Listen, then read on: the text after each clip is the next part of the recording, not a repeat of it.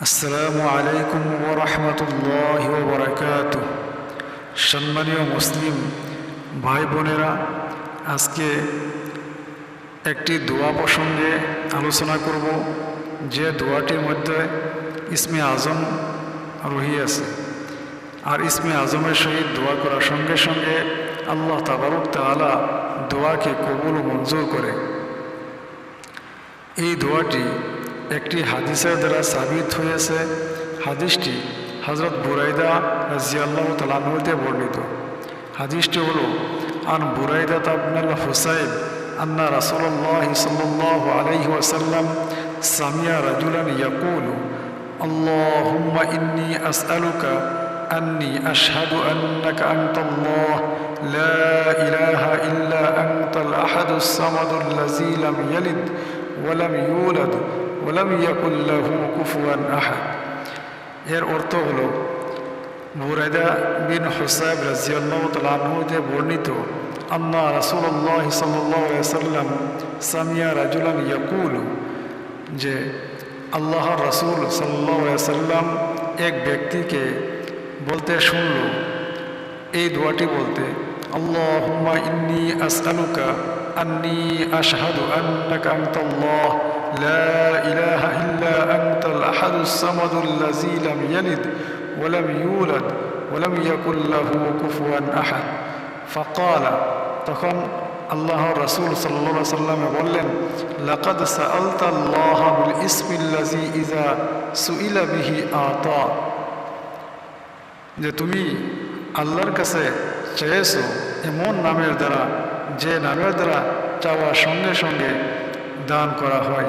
ওয়া ইজা দুআয়া বিহি আজাবা, আর যখন এই নামের সাথে দোয়া করা হয় তখন দোয়াকে কবুল মঞ্জুর করা হয়। উক্ত হাদিসটি তিরমিজি শরীফে বর্ণিত হয়েছে 3475 নম্বর হাদিস। আবু দাউদ শরীফে বর্ণিত হয়েছে 1493 নম্বর হাদিস। ইবনে মাজাহ বর্ণিত হয়েছে 3857 নম্বর হাদিসে। এই হাদিসটির বিষয়ে মুহাদ্দিসিনে ইকরামের মতামত হলো যে হাদিসটি সহিহ।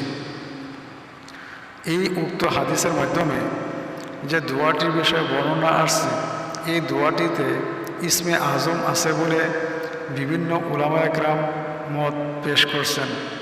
তাই এই দোয়ার দ্বারা দোয়া করার সঙ্গে সঙ্গে দোয়া কবুল হয়ে যায়, সুবহানাল্লাহ।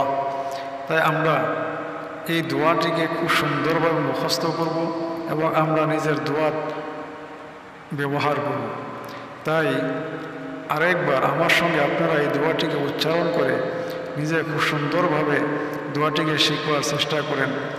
দোয়াটি হলো, আল্লাহুম্মা ইন্নী আসআলুকা আন্নী আশহাদু আন্নাকা আনতাল্লাহ লা ইলাহা ইল্লা আনতাল আহাদুস সামাদ আল্লাযী লাম ইয়ালিদ ওয়া লাম ইউলাদ ওয়া লাম ইয়াকুল লাহু কুফুয়ান আহাদ।